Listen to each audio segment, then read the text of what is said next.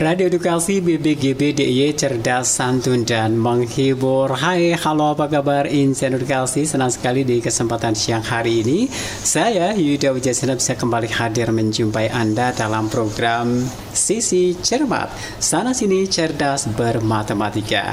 Dan tentu saja acara ini bisa Anda dengarkan melalui streaming di radioedukasi.kemdikbud.go.id ataupun juga bisa melalui aplikasi Radio Edukasi. Dan Anda juga bisa menyaksikan acara ini melalui YouTube BBGB DIY. Dan Insan Edukasi perlu kami sampaikan bahwasanya di kesempatan siang hari ini kita akan membahas terkait menjadi guru pembina Olimpiade Matematika di sekolah. Bersama dengan narasumber kita ada Bapak Wiworo SSIMM selaku Widya Iswara Ahli Muda BBGB DIY. Dan kali ini juga nanti akan dipandu oleh moderator kita ada Mbak Nur Fitriana. Oke, kita akan sapa dulu kedua narasumber kita kali ini. Yang pertama ada Bapak Wiworo SSI MM. Selamat siang Pak Wiworo, apa kabar? Selamat siang Mas Yuda, alhamdulillah baik ini sehat ini. Ya. Cerah sekali cuacanya nih. Oke, betul sekali. Dan yang kedua ada moderator kita ada Mbak Nur Fitriana. Halo Mbak Nur Fitriana, apa kabar? Selamat siang Mas Yuda, ketemu lagi. Yes. Sehat ya? Sehat banget dong. Kali ini kita berada di program Sisi Cermat, sana sini cerdas bermatematika. Dan topik yang kita angkat kali ini terkait menjadi guru pembina Olimpiade Matematika di sekolah. Nah, Insan Edukasi seperti apa obrolan kita di kesempatan kali ini? Langsung saja saya serahkan sebelumnya kepada moderator kita Mbak Nur Fitriana. Silakan. Iya, terima kasih sekali Mas Yuda atas pengantarnya di siang hari ini. Rasanya senang sekali kita bisa hadir di episode perdana ya Mas Yuda ya. Senin pada siang hari ini kita akan bersama narasumber hebat kita. Tapi sebelumnya perkenalkan, saya Nur Fitriana selaku pengembang teknologi pembelajaran ahli muda Balai Besar Guru Penggerak Daerah Istimewa Yogyakarta yang akan memandu talk show atau bincang-bincang kita ya terkait Sisi Cermat nih, program terbaru dari BBGB DIY, di mana pada siang hari ini kita akan membahas topik terkait menjadi guru pembina Olimpiade Matematika di sekolah. Nah, tentunya ini tidak terbatas untuk jenjang SD saja ya, tapi ada SD, SMP, dan juga SMA. Langsung saja kita sapa narasumber kita pada siang hari ini kepada Bapak Wiworo. Selamat siang Pak Wiworo. Selamat siang Mbak Fia. Iya, Insan Edukasi mungkin sudah nggak asing lagi ya sebenarnya dengan Pak Wiworo. Beliau selaku Widya Iswara Ahli Muda Balai Besar Guru Penggerak Daerah Istimewa Yogyakarta Kemendikbud Ristek ya. Pak Wiworo, nih yang menarik nih ya, karena berkaitan dengan guru pembina Olimpiade. Betul. Pak Wiworo ya. Pertanyaannya nih Pak Wiworo, sebenarnya Olimpiade Matematika itu sendiri apa sih Pak? Mungkin bisa dijelaskan ke seluruh Insan Edukasi saat ini. Ya, jadi kalau Olimpiade Matematika adalah suatu lomba ya, atau suatu kompetisi yang diudah para siswa terbaik di sekolah ya, dari jenjang SD, SMP dan SMA ya, yang resmi diadakan oleh Kemdikbud Ristek. Yang memang lomba itu berjenjang dari tingkat kota kabupaten, kemudian provinsi, berlanjut sampai nasional, dan nanti berujung di tingkat internasional. Jadi ini kita batasi untuk olimpiade yang diadakan oleh Kemdikbud Ristek di situ, yang untuk jenjang SD, SMP dan SMA. Mungkin itu terkait dengan gambaran apa itu Olimpiade Pak Wia. Nah, jadi lebih spesifik ya Insan Edukasi bahwa untuk Olimpiade Matematika itu sendiri adalah Olimpiade yang diselenggarakan oleh Kemendikbud Ristek ya Bapak ya. Jadi mungkin banyak kompetisi-kompetisi serupa terkait mata pelajaran matematika, tetapi untuk Olimpiade ini lebih spesifik diselenggarakan oleh Kemendikbud Ristek. Pak Wiworo, terkait Olimpiade kalau tadi sudah dijelaskan ya, apa sih Olimpiade Matematika? Nah, ini kira-kira mengapa ya Pak? Kok ada Olimpiade Matematika gitu? Iya, yang jelas ini adalah satu Olimpiade yang diantara beberapa yang mapel yang lain ya, matematika. Jadi kalau di SD itu ada 2 mapel yang diujikan, yaitu IPA dan matematika. Di SMP itu ada 3, matematika, IPA dan IPS. Nah, yang paling banyak di SMA nih ada 9. 9 ya Pak. Jadi dari SD ada 2, SMP 3, SMA ada 9, yaitu matematika, kemudian fisika, kimia, biologi, astronomi, komputer, kemudian geografi, kebumian dan ekonomi. Nah ini memang memborong kalau yang SMA itu untuk banyaknya mapel yang diujikan. Jadi MAPEL itu adalah mata pelajaran ya untuk insan edukasi yang ada dimanapun berada. Nah kalau tadi SMA ruang lingkupnya jauh lebih luas ya Pak ya. Ada 9 mata pelajaran kira-kira yang akan diujikan dalam Olimpiade. Nah kemudian Pak, seberapa penting sih Olimpiade matematika ya Pak, khususnya untuk mata pelajaran matematika nih, seberapa penting sih dampaknya mungkin bagi guru ataupun peserta didik atau siswa? Ya, kalau kita berbicara masalah pentingnya, ini sangat penting ya, karena memang biasanya kalau di kelas itu kan ada kelompok mungkin siswa yang rata-rata atau mungkin yang perlu pelatihan khusus yang biasa, dan ada juga kelompok yang atas. Nah, ini memang ditujukan untuk anak-anak atau siswa yang kelompok atas yang supaya mereka itu terfasilitasi. Karena kalau nanti tidak terfasilitasi dengan tantangan yang lebih, mereka akan mungkin akan membuat rame di kelas ya, atau mungkin tidak akan seoptimal yang seharusnya. Nah, jadi ini justru satu sarana untuk semakin mengoptimalkan potensi mereka di situ. Jadi dengan adanya Olimpiade Matematika ini penting ya bagi guru untuk melakukan screening ataupun assessment ya Bapak ya, terkait mana-mana saja sih peserta didik yang memiliki kemampuan lebih, yang tadi sudah dimention sama Bapak Wiworo, yang kemampuannya mungkin di atas rata-rata ya Pak ya, sehingga mereka nanti akan terfasilitasi dengan baik dan tidak akan menjadi demotivasi seperti itu ya Bapak ya. Jadi nah sahabat atau insan edukasi dimanapun berada, tadi sekilas saja nih tentang Olimpiade Matematika dan bagaimana cara mempersiapkannya, terutama bagi guru-guru, bagaimana sih menjadi guru pembimbing Olimpiade Matematika yang well prepare mungkin ya. Kita akan simak penjelasan berikutnya oleh narasumber kita siang hari ini, yaitu Bapak Wiworo. Tapi sebelumnya kita dengarkan lagu berikut ini. Halo pelajar Pancasila, kamu pasti masih ingat dong? Untuk menjadi profil pelajar Pancasila yang baik, kita harus memiliki 6 nilai. Salah satunya adalah beriman, bertakwa kepada Tuhan Yang Maha Esa, dan berakhlak mulia. Adik, tumben main di halaman?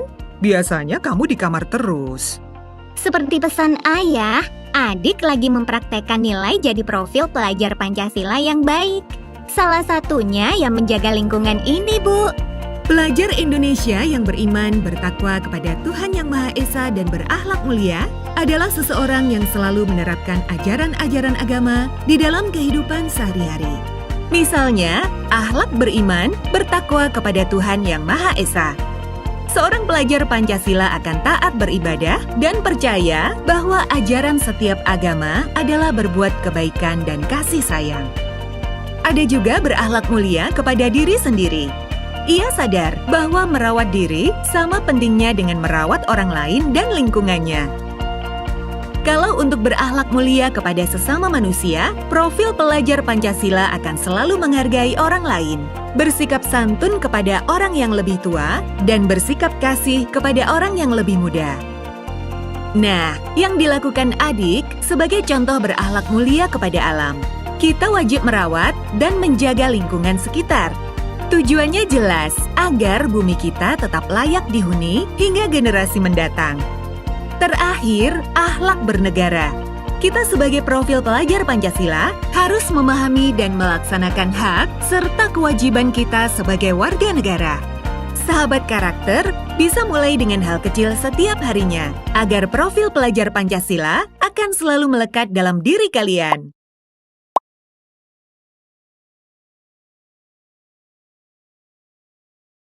Insan edukasi dimanapun berada, kembali lagi dalam program Sisi Cermat, sana sini cerdas bermatematika. Kembali lagi kita hadir bersama Pak Wiworo yang tadi sebelumnya menjelaskan tentang apa sih Olimpiade dan bagaimana pentingnya. Nah, saat ini kita akan menanyakan kembali nih ke Pak Wiworo. Pak Wiworo, mungkin kita akan mengenal Olimpiade ini sebagai Olimpiade Sains Nasional yang diselenggarakan oleh Kemendikbud. Mungkin ada berapa jenjang dan jenis mata pelajarannya? Apa saja sih Pak, sedetil apa? Kalau mungkin tadi Bapak sudah menjelaskan ada 3 mata pelajaran, 9 mata pelajaran, tapi sebenarnya sedetil apa sih Pak untuk Olimpiade Sains Nasional yang diselenggarakan oleh Kemendikbud ini? Ya, jadi Kemdikbudristek itu sudah mengadakan Olimpiade Nasional OSN ya, itu sejak tahun 2002 untuk jenjang SMA waktu itu. Kemudian tahun berikutnya, tahun 2003 disusul dengan yang jenjang SD dan SMP. Jadi seperti saya sampaikan, di jenjang SD ada 2 mata pelajaran yang diujikan, yaitu matematika dan IPA. Kemudian yang di SMP, kalau dulu itu ada matematika, fisika, dan biologi. Kemudian seiring dengan perjalanan waktu itu menjadi matematika, IPA, dan IPS. Nah, kalau yang di SMA nih yang paling banyak ada 9 mata pelajaran. Matematika, fisika, kimia, biologi, astronomi, komputer, kebumian, geografi, dan ekonomi. Mengapa kok SMA itu paling banyak? Karena memang di internasional itu yang lomba yang mengawali memang dari jenjang yang high school. Sejak dari tahun 59 untuk yang matematika di Rumania kalau nggak salah. Jadi ya, sehingga itu kemudian diikuti oleh jenjang-jenjang yang di bawahnya, yang SMP dan yang SD. Sehingga memang sangat wajar kalau SMA yang paling banyak mata pelajarannya yang diujikan, karena memang ya lebih mulai terlebih dahulu dibandingkan jenjang yang lain. Mungkin itu. Nah, kalau tadi sudah disebutkan ada berapa mata pelajaran ya Pak ya di setiap jenjangnya. Kemudian dalam hal pembinaannya nih Pak, untuk mempersiapkan Olimpiade itu sendiri, ada berapa tingkatan Bapak untuk pembinaan mempersiapkan Olimpiade matematika ini? Oh ya, ini yang penting teman-teman guru ya. Jadi kita di sini adalah fokus ke pembinaan di tingkat sekolah. Mengapa? Karena ini yang akan kita hari pertama, kita akan siapkan siswa kita untuk menjadi wakil sekolah. Nanti setelah dari sekolah, nanti ada lagi pembinaan tingkat kota kabupaten, kemudian pembinaan tingkat provinsi, dan terakhir pembinaan tingkat nasional. Tapi kita di sini fokus ke bagaimana seorang guru membina siswa di tingkat sekolah, sehingga siswa itu siap menjadi wakil dari sekolah masing-masing, baik untuk jenjang SD, SMP maupun yang jenjang SMA. Oke, artinya semua sekolah memiliki kesempatan yang sama ya Pak ya, termasuk bagaimana untuk mempersiapkan siswa atau peserta didiknya, bagaimana gurunya juga meningkatkan kompetensinya sehingga memang layak menjadi pendamping atau pembimbing Olimpiade ya Pak ya. Betul. Nah, kemudian pertanyaan yang selanjutnya nih, mungkin insan edukasi juga penasaran juga ya, apa saja sih standar kompetensi yang harus dimiliki oleh guru yang akan melakukan pembimbingan Olimpiade khususnya untuk mata pelajaran matematika, Bapak? Ya, kalau terkait dengan kompetensi yang harus dimiliki oleh guru, ini mungkin dari pengalaman selama 20 tahun terakhir saya berkecimpung di Olimpiade ya, sejak tahun 2003 itu hampir sama sih dengan SNU yang umum ya. Ada SNU yang profesional, kemudian kompetensi yang pedagogi, dan satu lagi kompetensi manajerial. Kalau yang profesional adalah bagaimana guru itu mempunyai kemampuan penguasaan konten materi matematika yang kuat, karena memang Olimpiade matematika sedikit lebih menantang dibandingkan materi pelajaran di kelas, sehingga memang perlu penguasaan materi yang lebih mendalam dari si guru pembina. Kemudian juga selain penguasaan materi, juga guru juga akan lebih baik kalau juga punya wawasan keilmuan matematika yang lebih luas lagi, sehingga nanti bisa untuk semakin memperkaya. Itu yang kedua. Kemudian yang ketiga, guru pembina juga harus bisa memilih dan menentukan referensi dan soal yang tepat untuk dibelajarkan di tingkat sekolah. Jangan sampai terlalu rendah, jangan sampai terlalu tinggi. Karena kalau terlalu rendah nanti mungkin misalnya untuk yang guru SMA misalnya diberikan siswa SMA diberikan soal-soal Olimpiade SD, mungkin terlalu rendah. Jadi anak-anak juga bosan, terlalu gampang. Tapi kalau kebalikannya terlalu tinggi, wah ini malah bisa demotivasi. Kok langsung tiba-tiba kok langsung soal tingkat nasional, padahal siswa masih belum terbiasa. Ini malah akan demotivasi, siswa akan ya bisa langsung mundur teratur nanti. Jadi bagaimana guru bisa menentukan referensi dan soal yang tepat. Ini kebetulan saya sudah membawa beberapa buku saya terkait dengan beberapa referensi yang standar internasional yang digunakan ya. Ini mulai dari yang jenjang paling dasar sampai ke jenjang yang level nasional. Kalau yang internasional memang nanti ada buku yang lain yang lebih mendalam lagi nanti. Itu terkait dengan kompetensi profesional. Kemudian untuk yang pedagogik, terkait dengan bagaimana guru pembina bisa membelajarkan materi tadi ke siswanya. Itu karena memang sedikit lebih menantang, sehingga ya juga perlu beberapa strategi ya untuk membelajarkan ke materi itu ke siswanya. Kemudian juga guru juga harus bisa memotivasi siswa. Gitu, karena ini yang mungkin sering naik turun ya dari siswa itu motivasinya, sehingga perlu tetap diangkat terus sehingga bisa tetap bagus motivasinya. Kemudian yang ketiga adalah kompetensi manajerial. Ini adalah bagaimana guru pembina itu bisa merancang program pembinaan di sekolah. Misalnya merancang apa saja yang harus dibelajarkan di program di sekolah di situ. Jadi ada 3 kompetensi: profesional, pedagogik, dan manajerial. Mungkin itu Mbak Fia. Oke, jadi itulah tadi ya insan edukasi, terutama ibu dan bapak guru yang berada di sekolahnya masing-masing yang mengampu mata pelajaran yang tadi sudah disebutkan oleh Pak Wiworo, terkhusus nih untuk guru mata pelajaran matematika. Kompetensi-kompetensi inilah yang harus dimiliki untuk bisa menjadi pembimbing olimpiade di sekolah masing-masing ya Pak ya, betul. Khususnya sehingga nanti kepala sekolah akan lebih mudah nih menentukan guru pembimbing di masing-masing sekolahnya ya Bapak ya, sebelum nanti dilakukan pembinaan secara berkala, baik nanti oleh kecamatan melalui gugus ataupun oleh dinas pendidikan ya Bapak ya. Nah kemudian Bapak, kalau tadi sudah disebutkan standar kompetensi yang harus dimiliki oleh guru, nah hal-hal penting apa saja sih Pak yang dilakukan pada saat pembinaan, baik untuk guru ke siswanya atau mungkin dari kepala sekolah ke guru pembinanya? Poin-poin apa saja Pak yang harus dipersiapkan? Kalau tadi Pak Wiworo menyebutkan harus memiliki strategi yang variatif nih agar tidak bosan, kemudian sesuai dengan fase kemampuannya atau potensi siswanya. Kira-kira hal-hal urgent apa lagi Pak, atau pointers apa lagi yang harus dipersiapkan oleh baik itu guru ataupun peserta didiknya? Ya, mungkin terkait dengan hal penting yang mungkin perlu dilakukan selama pembinaan adalah, ini mungkin yang saya beberapa kali mengamati ya, masih banyak rekan-rekan guru yang hanya sebatas memberikan soal saja. Ini adalah hal yang kurang tepat, karena bagaimana mungkin siswa itu bisa mengenai soalnya kalau teorinya belum menguasai. Sehingga sebenarnya sama aja seperti kalau guru mengajar biasa di kelas. Jadi tetap mempelajari dulu dasar teorinya, kemudian setelah cukup kuat baru dikenal dengan beberapa soal atau masalahnya. Jadi hampir sama dengan pembelajaran di kelas yang intrakurikuler sebenarnya. Di situ hanya mungkin di sini kalau untuk lebih mendalam dan lebih menantang untuk materinya. Di situ. Jadi ada semacam challenge untuk how to solve the problem in the daily life ya Pak ya. Jadi bagaimana sih pemecahan masalah dalam implementasinya di kehidupan sehari-hari sehingga lebih menantang, kemudian akan lebih dalam untuk dipelajari terkait konsep matematika itu sendiri ya, khususnya untuk Olimpiade Matematika tentunya. Nah, itulah tadi mungkin bagi para guru ataupun sekolah yang saat ini tepat sekali nih yang akan mempersiapkan Olimpiade di masing-masing sekolahnya. Jangan lupa ikuti terus di segmen berikutnya. Tapi sebelumnya kita akan jeda mendengarkan lagu berikut ini. Ada survei seru nih. Namanya apakah Anda pelajar Pancasila? Cobain yuk. Apaan tuh? Yang penting pelajar itu harus bermoral, taat agama, dan mencintai sesama. Iya, tapi harus juga bisa kritis bro. Kalau dapat informasi, jangan telan mentah-mentah. Nanti jadi korban hoax loh. Bener banget. Dan pelajar sekarang tuh harus bisa kreatif kan. Banyak nyoba, banyak bisa, banyak karya. Dan jangan mau disuapin ilmu sama guru mulu.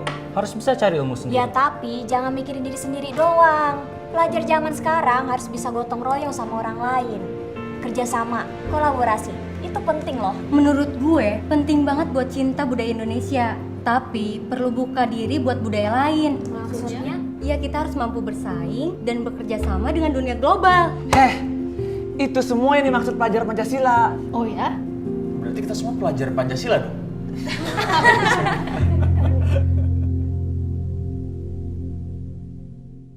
Insan Edukasi dimanapun berada masih berada dalam program Sisi Cermat Sana Sini Cerdas Bermatematika bersama narasumber hebat kita pada siang hari ini, Bapak Wiworo. Tadi kita sudah membahas ya Bapak ya bagaimana mempersiapkan guru pembimbing Olimpiade Matematika. Nah pada segmen ini kita akan bertanya nih Pak, sudah banyak sekali insan edukasi yang bertanya bagaimana sih Pak untuk menyusun program dan juga strategi-strategi yang dilakukan oleh guru pembina Olimpiade di sekolah ya Bapak ya khususnya. Mungkin bisa dijelaskan secara singkat ini Pak. Oke, ya jadi yang jelas pertama kali guru harus bisa menyeleksi siswa dan tidak sekedar menunjuk tapi harus bisa menyeleksi. Karena dari pengalaman saya selama 20 tahun terakhir ini banyak siswa yang mungkin nilainya itu 100 di matematika di ujiannya, tapi begitu berhadapan dengan soal olimpiade yang level yang paling sederhana, mereka tidak tahu ini harus diapakan soal ini. Nah, sehingga ini di sini pemecahan masalahnya, iya, di situ. Jika memang tidak sekedar hafalan rumus atau bisa berhitung tepat, tapi bagaimana siswa itu bisa bernalar, memecahkan masalah dan berlogika. Ini yang penting yang perlu ditekankan. Kemudian setelah bisa menyeleksi, kemudian guru bisa menyusun semacam kurikulumnya untuk yang akan diajarkan di sekolah selama di program pembinaan itu.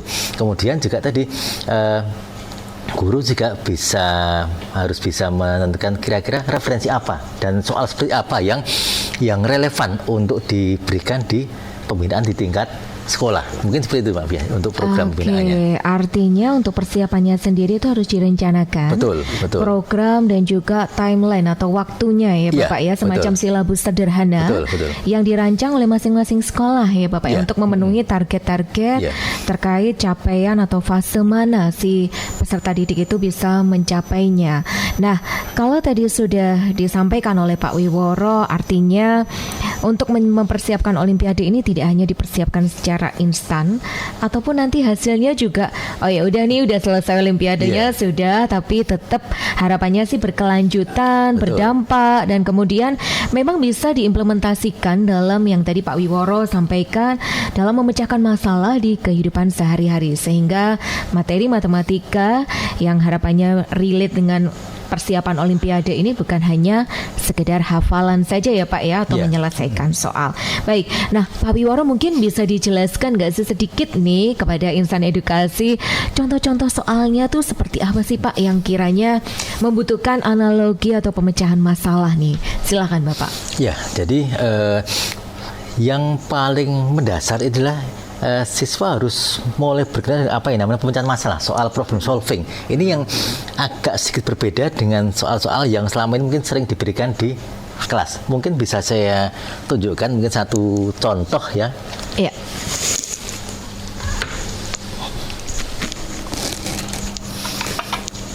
Ya, jadi mungkin ini yang mungkin sering kita sampaikan. Misalnya ini berapa angka satuan dari 3 pangkat 2016. Nah, ini kan sudah heboh soalnya nih. Iya. Melihat tuh, waduh, pangkatnya sudah besar sekali. Bagaimana cara menghitungnya? Memang kita tidak perlu menghitung ini berapa hasilnya, karena kita tidak perlu tahu hasilnya berapa. Karena apa? Di sini kita harus memahami masalahnya. Kemudian nanti kita bisa menentukan strategi yang tepat untuk menyelesaikan masalah ini.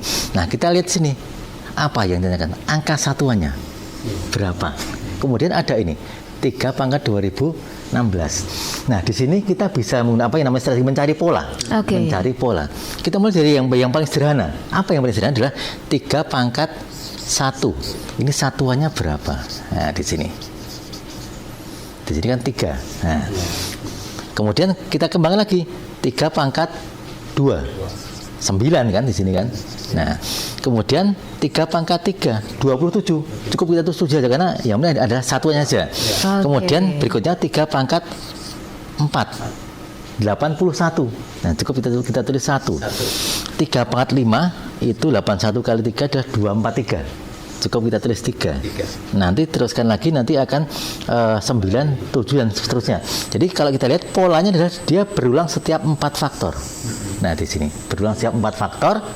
Nah, sehingga kita nanti akan mengecek yang habis dibagi oleh 4 karena berulang setiap 4. Nah, kita lihat di sini 2016 dia adalah bilangan yang habis dibagi oleh 4. 2016 itu habis dibagi oleh 4, habis dibagi 4. Nah, kemudian kita lihat di sini manakah yang habis dibagi oleh 4. Ternyata sama dengan yang 3 pangkat 4, yaitu angka satunya 1. Nah, sehingga dari sini angka satuan dari 3 pangkat 2016 akan sama dengan angka satuannya ini dari 3 pangkat 4, yaitu 1. Nah, di sini kita tidak perlu tahu ini hasilnya berapa karena memang tidak mungkin dihitung ini. Di situ hanya kita menggunakan strategi mencari pola, kemudian kita ketemu nanti ternyata dia sama dengan 3 pangkat 4 angka satuannya, yaitu 1. Jadi soal yang mula-mula terasa luar biasa, mungkin ini bagaimana rumit caranya ya, Pak, ya? Terasa rumit gitu, ternyata mudah sekali cara menyelesaikan. Ini hanya satu contoh dari strategi pemecahan masalah mencari pola. Nanti masih ada lagi banyak yang lain strateginya. Mungkin itu satu contoh ya yang bedanya dengan yang mungkin soal-soal yang di kelas. Mungkin seperti itu. Jadi untuk memahami soalnya itu sendiri, menganalogikan ya Bapak ya, sampai akhirnya ketemu strategi dalam pemecahan masalah, terutama yang tertuang dalam soal yang diujikan dalam Olimpiade Matematika khususnya. Nah, Insan Edukasi itu tadi yang disampaikan Pak Wiworo adalah salah satu contoh soal ya yang diujikan dalam Olimpiade Matematika. Kemudian Pak Wiworo, ini para insan edukasi juga penasaran nih, kira-kira kendala-kendala apa saja ya Pak yang dihadapi pada saat proses pembinaan atau mempersiapkan para peserta didik ini untuk mengikuti kompetisi Olimpiade Matematika itu sendiri, Bapak? Ya, mungkin kalau kendala ya yang mungkin dihadapi adalah mungkin masalah motivasi. Atau mungkin juga karena ini program panjang ya yang mungkin bisa berbulan-bulan, sehingga dan mungkin ini kan tidak wajib bagi siswa. Beda kalau pelajaran di kelas yang mungkin dia akan berdampak ke nilai rapat atau mungkin yang lain. Tapi ini mungkin ekstra, sehingga kalau guru itu mungkin tidak pinter-pinter dalam motivasi siswa, mungkin siswa akan naik turun motivasinya. Itu yang mungkin sering terjadi. Dan mungkin juga siswa akan cenderung bosan juga, misalnya kalau terkait misalnya mungkin soal terlalu mudah atau mungkin terlalu susah seperti yang tadi saya sampaikan di awal. Jadi kalau terlalu mudah mungkin mereka kurang tantangan, tetapi kalau soal terlalu susah juga sama juga nanti akan ada demotivasi. Jadi ini betul-betul yang masalah motivasi yang menjadi kunci di sini memang. Mungkin itu, maaf ya. Oke, artinya guru pembina maupun seluruh stakeholder yang ada di sekolah bagaimana bersama-sama merancang program ini agar betul-betul mempersiapkan peserta didik untuk memotivasi pada capaian akhirnya ya Bapak ya, bagaimana berwawasan global, kemudian ketika ilmu-ilmu yang didapat pada saat pembinaan itu akan berdampak dan berkelanjutan terutama bagi peserta didik, bukan hanya untuk mempersiapkan lomba saja ya Pak ya, tapi bagaimana menjadi seorang problem solver dalam kehidupan sehari-hari sehingga akan terus berkelanjutan ilmu yang nantinya didapat. Nah, masih penasaran kan seperti apa sih nanti strategi-strategi berikutnya ya Bapak ya, untuk mempersiapkan generasi-generasi cerdas masa depan yang nantinya akan berkompetisi di level internasional tentunya dalam Olimpiade Matematika ini yang diselenggarakan oleh Kemendikbudristek, baik nanti di jenjang Dinas Pendidikan Kabupaten Kota, kemudian provinsi sampai ke level nasional, dan akhirnya akan bertemu dengan perwakilan-perwakilan dari berbagai negara di level internasional. Nah, saksikan terus nanti pada segmen berikutnya, tapi kita akan mendengarkan lagu berikut ini. Bapak Ibu Guru penggerak komunitas belajar, sekarang tersedia area komunitas belajar di Balai Besar Guru Penggerak Daerah Istimewa Yogyakarta. Terdapat 3 jenis area komunitas belajar yang dapat Bapak Ibu gunakan, yaitu area luar ruang atau outdoor, area di dalam ruangan atau indoor, area outdoor dan indoor ini dapat Bapak Ibu gunakan untuk peserta dengan kapasitas maksimal 30 orang. Khusus untuk indoor dan outdoor, hanya diperuntukkan bagi komunitas belajar dari Provinsi Daerah Istimewa Yogyakarta. Jika diperlukan, BBGP-DIY juga menyediakan narasumber untuk memfasilitasi pengguna area komunitas belajar. Jenis area yang ketiga adalah area online atau daring. Di sini Bapak Ibu dapat bersiaran di radio edukasi BBGP-DIY. Waktu penggunaan layanan area komunitas belajar dimulai pada jam 1 sampai 4 sore atau menyesuaikan kesepakatan antara BBGP-DIY dengan komunitas belajar. Prosedur permohonan pelayanan sangat mudah. Komunitas belajar mengajukan permohonan penggunaan fasilitas melalui Supokja Pemberdayaan Komunitas. Permohonan mencantumkan hari dan tanggal pelaksanaan, jumlah peserta dan instansi asal, serta materi atau topik yang ingin Bapak Ibu pelajari. Selanjutnya, sesuai disposisi dari Kepala BBGP-DIY, maka Supokja Pemberdayaan Komunitas akan mengatur permohonan penggunaan area komunitas belajar dan mengkomunikasikannya dengan urusan rumah tangga. Ayo daftar sekarang. Penggunaan area komunitas belajar ini tidak dikenakan biaya atau gratis. Silakan menghubungi kami melalui surat elektronik pemberdayaan-komunitas.bbgpdiy@gmail.com. Jangan lupa tuliskan area kombel pada subjek email. Dan isilah formulir pendaftaran di alamat bit.ly/daftar-area kombel. Terima kasih Bapak Ibu Guru.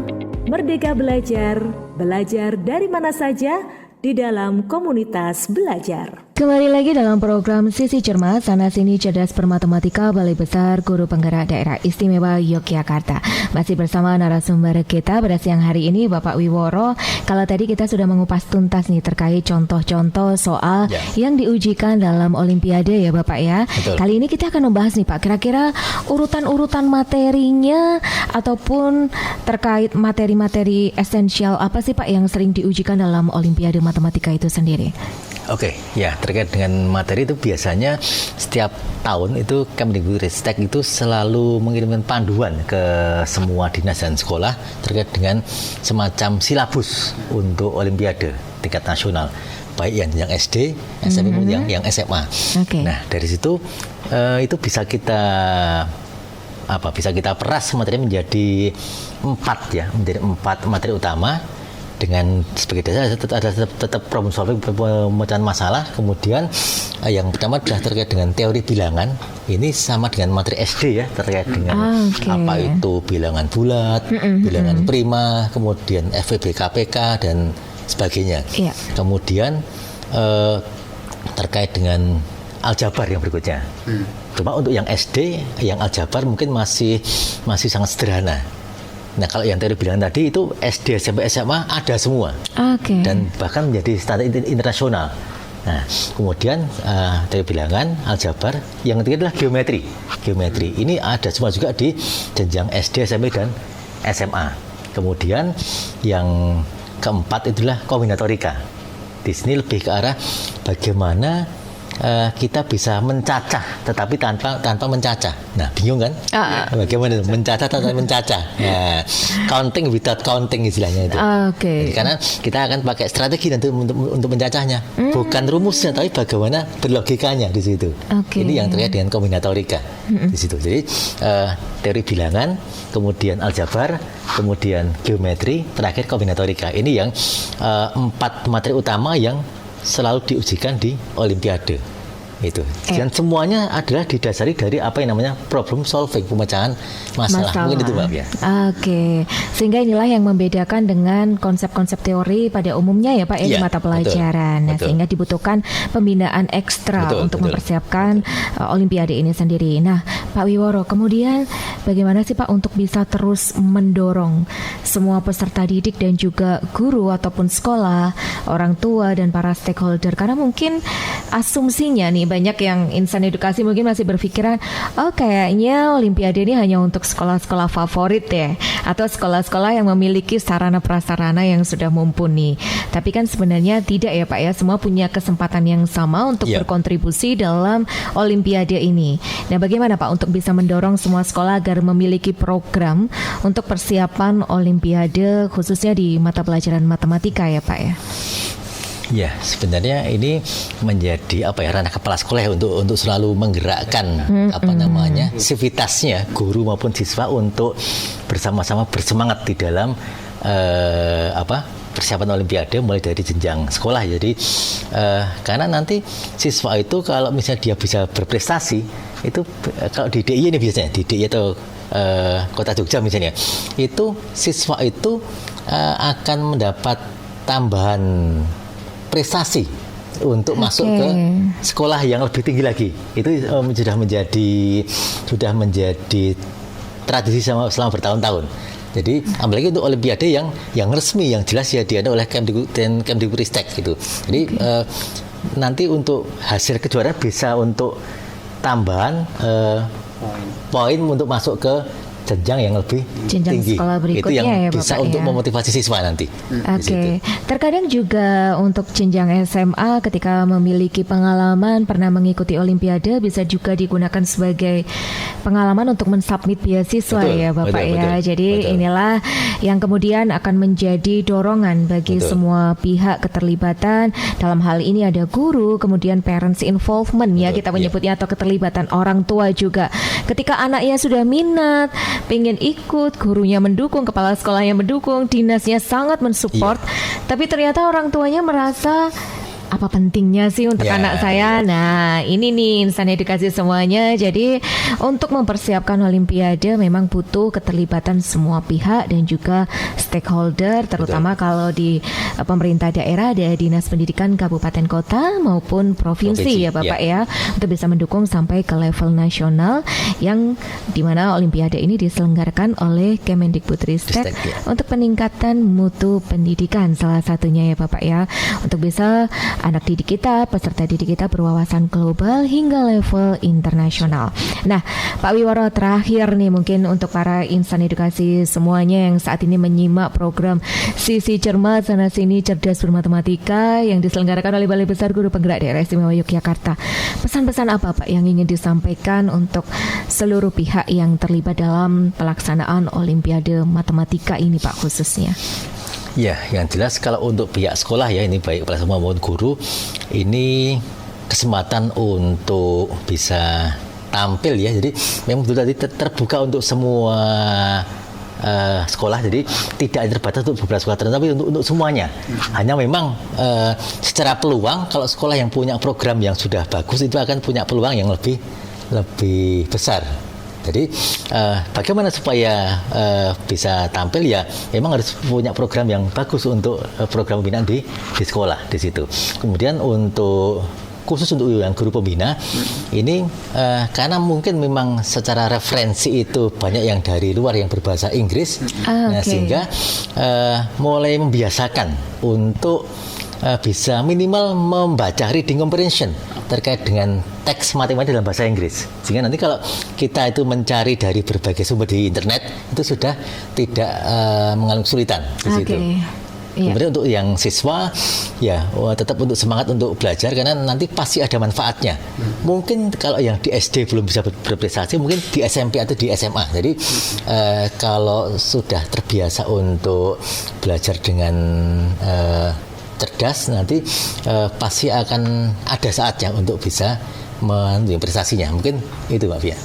Oke, menarik sekali ya tadi yang disampaikan oleh Pak Wiworo. Ternyata ada hal yang selain mempersiapkan terkait mata pelajaran yang akan diujikan dalam Olimpiade Matematika khususnya ya Bapak ya, ada keterampilan lagi nih yang harus dikuasai oleh peserta didik maupun oleh guru pembina atau pembimbing Olimpiade, yaitu bagaimana kemampuan berbahasa Inggris ya, karena nantinya di dalam pemahaman soal yang berbahasa Inggris yang akan dikompetisikan hingga level internasional adalah bagaimana kita memahami instruksi-instruksi soal dalam berbahasa Inggris atau yang berbahasa Inggris ya Bapak ya. Sebenarnya mungkin kalau di lombanya mungkin kalau diterjemahkan, cuma kalau di sekolah atau mungkin di selama pembinaan, selama belajar kan mungkin siswa atau guru kan mencari dari berbagai sumber, jadi mungkin di sinilah nanti berbagai soal atau referensi yang berbahasa Inggris itu untuk persiapannya, mungkin di situ. Untuk mempersiapkan dan mencari buku-buku referensi yang untuk level advance tuh ternyata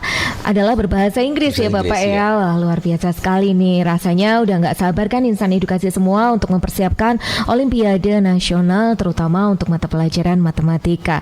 Baik Pak Wiworo, nggak terasa nih diskusi kita pada siang hari ini dalam program Sisi Cermat Sana Sini Cerdas Bermatematika.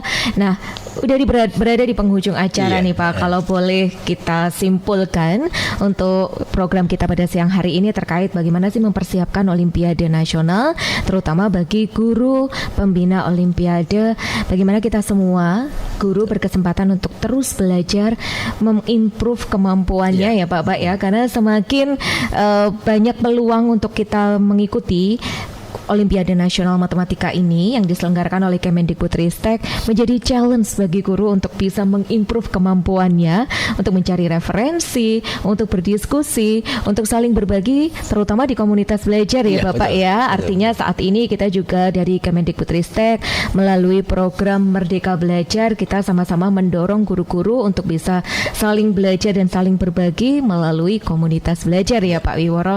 Terima kasih atas kesediaannya hadir pada siang hari ini menyapa insan edukasi dimanapun berada, sudah berbagi.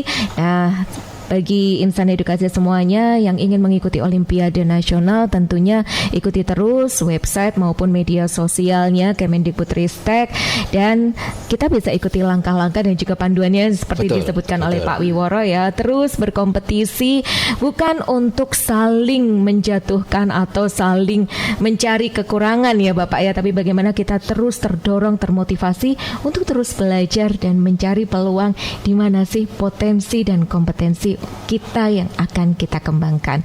Saya Nur Fitriana selaku moderator pada siang hari ini, dan juga Bapak Wiworo selaku narasumber hebat kita pada siang hari ini. Beliau adalah Widya Iswara, ahli muda Balai Besar Guru Penggerak Daerah Istimewa Yogyakarta.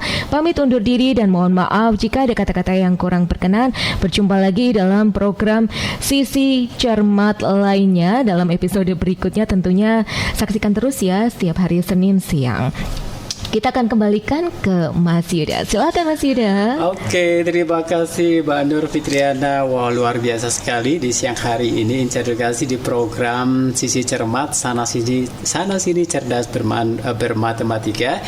Dan terima kasih sekali lagi saya ucapkan kepada Mbak Nur Fitriana selaku moderator dan juga Pak Wiworo selaku narasumber kita. Dan mudah-mudahan apa yang kita perbincangkan, kita obrolkan di kesempatan siang hari ini bisa bermanfaat dan bisa menginspirasi semuanya gitu ya. Bisa mendorong semuanya. Udah nggak insecure lagi kan, karena udah tahu nih. Yes, keren banget ya. Oke, nanti kita akan ketemu lagi di minggu depan, tentu saja dengan topik yang berbeda ya. Dan narasumber yang berbeda. Oke, insan edukasi, terima kasih juga buat Anda yang menyimak program ini melalui streaming di radioedukasi.kemdikbud.go.id ataupun juga melalui aplikasi Radio Edukasi, dan juga yang menyaksikan melalui kanal YouTube Balai Besar Guru Penggerak Provinsi Daerah Istimewa Yogyakarta. Jangan lupa Anda bisa kembali menyimak program ini minggu depan, tentu saja hanya di Radio Edukasi. Saya Yuda Wijasena. Saya Nur Fitriana. Saya Wiworo. Mengucapkan terima kasih, sampai jumpa, dan Radio Edukasi cerdas, santun, dan menghibur.